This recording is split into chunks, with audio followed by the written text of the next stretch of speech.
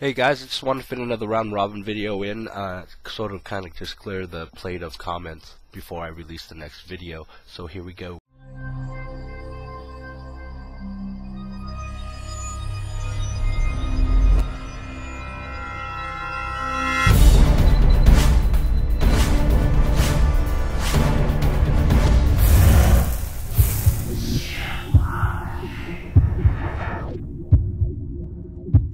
Okay, we're going to whip up the time machine and jump back in time a little and go ahead and bring out this point that Model Man Tom made. Result, $25 single action airbrush thrown away, no saving it. Very glad I screwed up on such a cheap airbrush, and an excellent reason not to go expensive on your first airbrush. Learn on a cheap brush, go pro when you're more competent. I was talking to Les on the phone, as well as I think Sveinhunden mentioned it as well, is that they disagree. They suggest that you go with a more, the expensive stuff or mid-level expensive stuff. That way you don't have to go back and get a new airbrush when you've gone pro or whatever it is, right? Now here's the thing. I'm usually in the mindset of getting the best and learning from the best, regardless if you mess up or not. To mess up an airbrush, you really have to mess it up. That is really the only scenario where you use wrong thinner, get it all gunked up and messed up to the point where you just can't clean it, and you end up throwing it away and getting a new airbrush.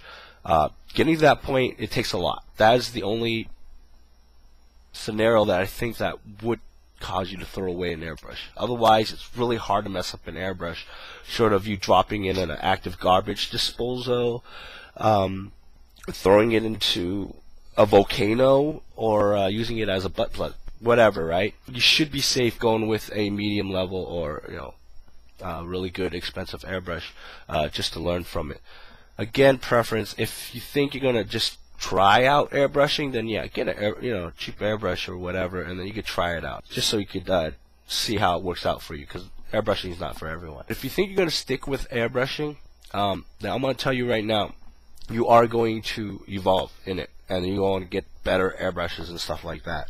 I started out with that really cheap plastic black airbrush just to play around with it. Then I got the single action NH200 from Badger, and then went from there to the Patriot, and then from the Patriot went to the Renegade Velocity, and I probably won't stop there. Again, it is an adventure with this tool. I mean, you just grow with it. So again, up to you. Okay, there's something I did forget to mention, which is air hoses. When you're buying your airbrush setup and you're buying a compressor that doesn't come in with air hose, or a airbrush set that doesn't come in with an air hose, then you're going to have to buy an air hose by itself. Now, when it comes to air hoses for major brands in the market, it's the generic Awada, Badger, and Posh that I know of. Okay, and there's 4 different air hoses. Now, I did run into this problem when I had to buy an air hose for the CO2 tank, and I realized that there are like 4 different types of hoses out there to fit these 4 different types of brushes. I'm not sure what the Steinbeck uses, which type of hose Steinbeck uses, but if you're going to have to buy a hose, then you're going to have to buy a hose that fits your brush. Or you could buy a hose of any brush and get an adapter that fits from the hose to the brush. The adapter is really small. It looks, here we go, like that. That middle piece right there is an adapter from the water hose to a Badger airbrush. Now, this compressor here, the SmartJet, came with all the adapters for other airbrushes, so that's kind of really cool. So just keep that in mind. Okay, I did mention that I mixed with Windex. Apparently, I guess, again, I live in the U.S. Outside of the U.S., Windex is not available everywhere. So people have been asking, well, what the heck is Windex and where you get it? So here we go. Mel Thornall posted, dude, you can make your own Windex. 4 ounces of 0.5% ammonia, 16 ounces of rubbing alcohol, 1 teaspoon of dishwashing liquid for perfume, water that down to a gallon, and you should be set. Windex, basically ammonia mixed with alcohol and water water solvents. And then he went to say, yeah, it's more really for cheap people or people who don't live in North America. Making it from scratch is really cheap, though. It's like 25 cents ammonia, $2 of alcohol, and $1 distilled water plus a tiny bit of soap. Okay, so you can make your own Windex, and it's cheap. So here we go again. Here is the recipe plastered on the screen here. 4 ounces of 0.5% ammonia, 16 ounces of rubbing alcohol, 1 tablespoon of dishwashing liquid for perfume. Now again, if you're going to mix it with for airbrushing, then you probably might not need the 1 tablespoon of dishwashing liquid. Alright, Yam Bam Bro, hi again. I'm planning on using acrylic paints and thinning them by water. I know she mentioned normal tap water won't leave residue. Can you filter the water using Brita filter or coffee filter? Then Eagle posted, I use distilled water sometimes as a thinner. Distilled can be bought or just boil a kettle and let cool. Now I don't think you could just boil the kettle and let it cool, because the minerals will still be in the water or on the side of the kettle, which will just drop back in the water. I've distilled water before, and it's a long, painful, slow process. What you do is hook up a pot.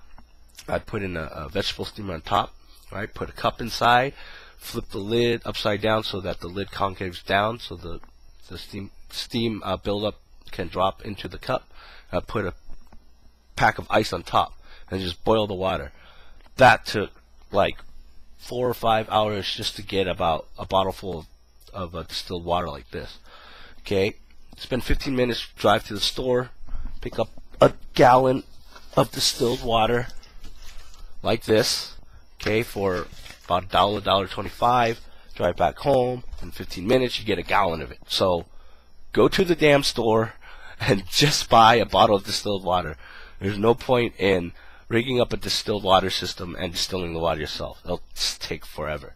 Okay, the Sci-Fi Mauler wrote, you mentioned that you buy most of your stuff online. Unfortunately, we here in New York State have no place that carries any good in the modeling field except those little tester bottles, which are usually the crappiest color you can imagine. I found one place online that shows individual Vallejo paints but not sell them anymore. Can you please recommend a website where I might be able to purchase supplies? I would like some place to buy paints, Vallejo and Tamiya, pigments, washes, etc. Here are some websites that I ordered this stuff from.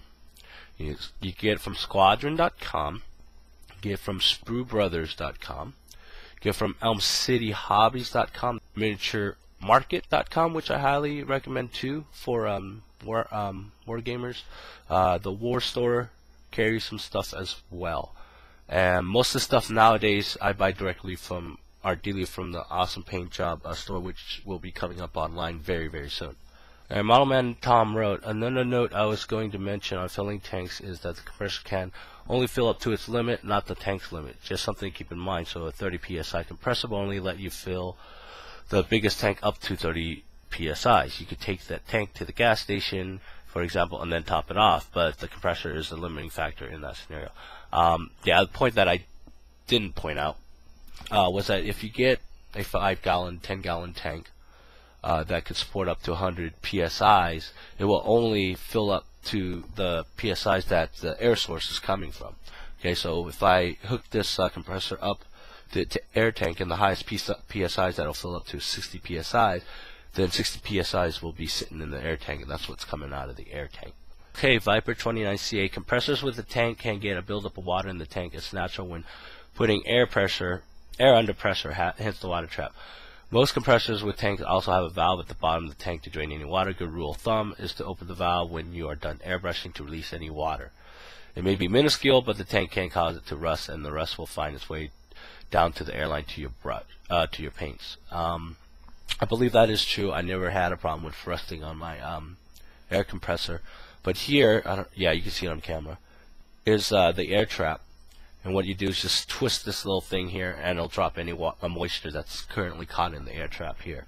Okay, Les from AwesomePaintJob wrote, nitrous industrial NO2 has an irritant added to it. It's not like medical NO2 where you feel funny and pass out. You will know. So I wouldn't suggest NO2. CO2 displaces oxygen. Those two mentioned are bad ideas if you keep tanks in the house. If it leaks while you're sleeping, bad times. Stay good with good old air compressor air if possible. My 2 cents. But yeah, okay. Didn't know about the nitrous because I really never filled up nitrous before, and I'm not a dentist. If I was a dentist, people would be in trouble because I'm a sadistic bastard. The tanks, keeping tanks in the house, never had a problem with it. But but I am the type of guy that kind of, you know, imagines the worst scenario while I'm doing something, and then that kind of wards me off from doing it or think twice before doing it. And every time I do use my tanks, I always imagine the tank falling over, the valve breaking, and having a missile go through my house. That's some scary thoughts, but there is dangers in using CO2 tanks. But it's really easy to counteract. Just make a rack for it, where the tanks will sit snug into it, and then attach it to the wall or to your desk or something, so that you could minimize the possibilities of it falling over. Okay, that's very important. If it falls over, valve can break, and you'll, like I said, you'll have a missile going through your house. It can be very dangerous. Having it leak and fill up your room. A 5-gallon tank, I don't think you really have to worry about it unless you're sleeping in a closet, and you're one of those poor child that grew up living in a closet because you have really messed up parents. Then yeah, don't put your CO2 tank in your closet while you're sleeping. Alright guys, I think that's it. I just wanted to clear up the table for the next video comes out, and yeah, if you have any questions, comments, or whatever, again, post them. We'll get them in the next round robin. The reasons why I am doing these round robins, I know it just seems like just babble videos, but it really is to just get all the information out there for the people who are getting the airbrushing. Also gives an excuse for, you know, my friends and stuff that airbrushes to chime in, just so I don't mess up, because sometimes I don't know it all, and you know, I might mess up. I say something stupid. They're there to help and correct it. Yeah, so that's it. Just go ahead and like YouTube stuff, subscribe, comment, like. Just let me know that I'm not alone out there in the world, that I'm not doing this for nothing. And also let me know that there are still people out there in the world, because right now I just woke up. It's early in the morning. My worst fear is that I slept through a asteroid storm or comic storm, and then I wake up to a world that's not there anymore, and it's just because there's no people out there right now. And it's all empty, parked cars, and I'm afraid I'll like walk outside and just like scream, hear my own echoes, and then just be chased by freaking slumbering zombies. For more tutorial videos on how to paint your figures, check out Les's channel at AwesomePaintJob. For cool terrain tips and tutorials, check out Chris at Terrainoob.